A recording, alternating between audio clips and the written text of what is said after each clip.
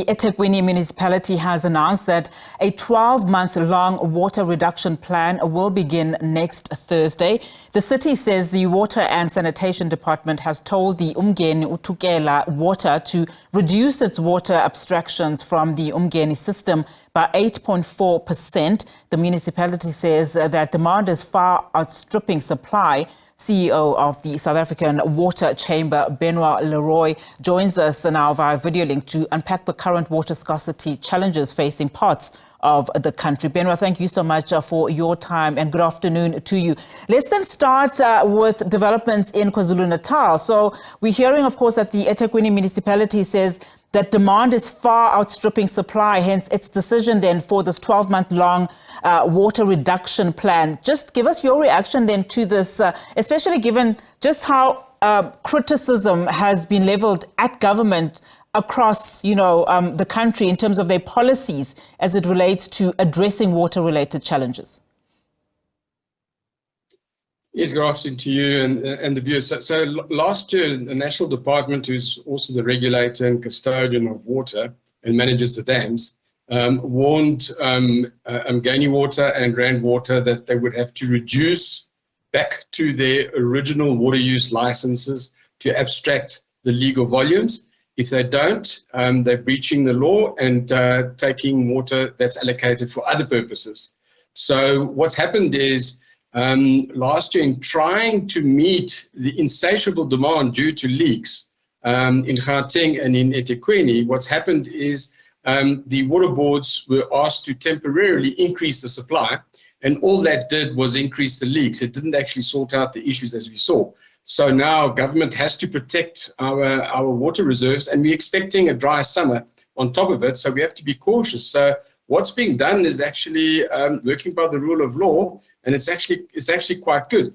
The difficult part is accepting that we don't have reliable distribution systems in our metros, and that needs to be addressed. Unfortunately, it's a long-term issue.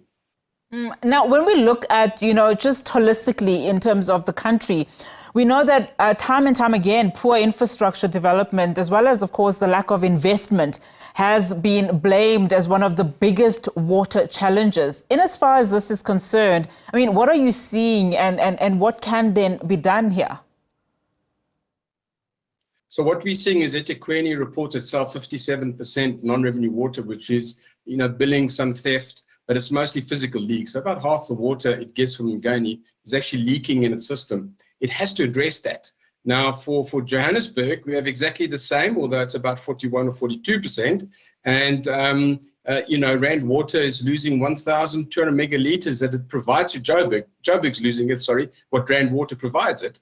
That is 50% more than what eThekwini uses. So, what the municipalities have to do is they've allowed their assets to be sweated over 30 years and have not put in anywhere near the investment to keep them adequately managed. So we have to catch up, and the only way we're going to do that is by some urgent measures, extraordinary measures, and attract the capital, because the fiscus is also, we can't rely on the consumer to pay for all this. We're talking over 200 billion rand for the metros. It's a lot of money. The money's around in the private sector, but the private sector is not ready to invest unless we are assured that the money will go to the right place, the right times will be repaid, etc. So these two parties have to come together, and unfortunately that hasn't happened yet. So we haven't started addressing the issue, and then the dams are reasonably well full at the moment, so it's not a dam issue, and we need to keep them that way.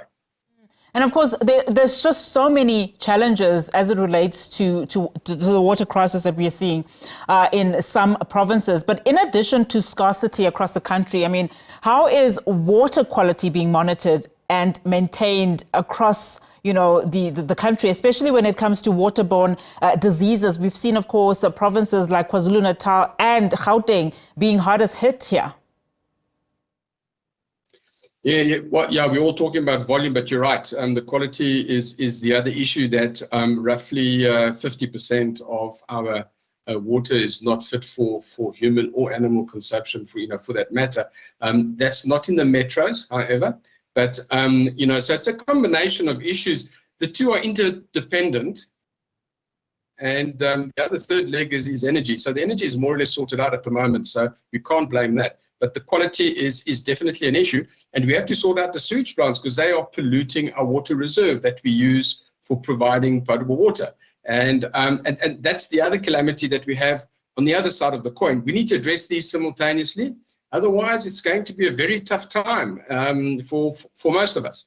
Now, just in terms of what else can be done, particularly when we start talking about, the public at large, do you think that we do have adequate mechanisms in place to make sure that the public is also involved, particularly when it comes to just the oversight and the management of water resources? And in fact, where should then these be stationed when you look at the various departments that are involved?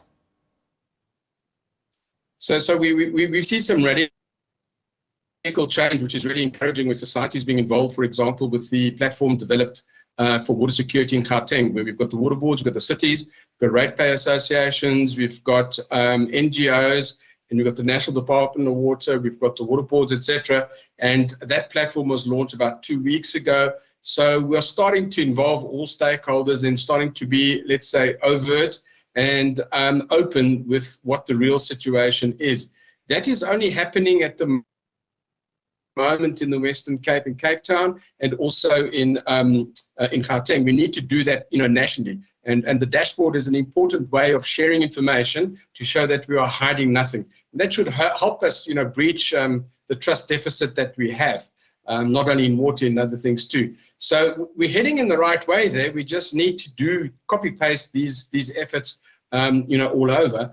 And luckily, with modern analytics, we're able to do this quite easily and quite cheaply. So it's not going to cost more to actually do it. The information is already available. It's the way we assimilate it and the way we display it on dashboards. Especially when we start talking about leaks and all of that, because the public really does want to get involved when we talk about that. But just in light of one of the stories that we are running, of course, is the KwaZulu-Natal Premier Thami Ntuli being back from the US and also announcing that the province's climate change adaptation plans are now going to be, introduced. When we start looking at, climate change, what for you do you think are the critical components to, reflect on here, specifically as it relates to ensuring security around water?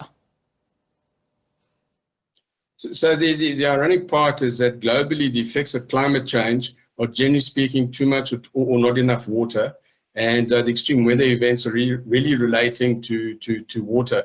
So to withstand the onslaught of climate change, irrespective of what's causing it, is we need to have resilient infrastructure. And like we see with eThekwini, with the floods, the 2 floods, the infrastructure was not resilient, and a lot of it could have been preempted. So if we want to avoid ourselves and mitigate the effects of climate change, we need to really get to the A game, because at the moment we are in the C, D or E league. We need to get to the A league with the management of all of our infrastructure, but specifically water, because that's water and energy are the most vulnerable. And if we don't look after that, we'll have knock-on effects like food security would get affected. Because the reality is 93 to 94% of our water used in our countries all over the world is embedded in food production one way or another. Agriculture is about 60%, the rest is in food production. So it's an important part. We need to preserve the water, not only the volume, but also, as you said, the quality of the water. And we need to do it quite rapidly. And the sad, of course, reality is that these water and energy, challenges are really affecting the poorest of the poor in this country and have been doing so for quite some time. But thank you so much for your time, Benoit, on the show. And that is, of course, the CEO of the South African Water Chamber, Benoit Le Roy, for us.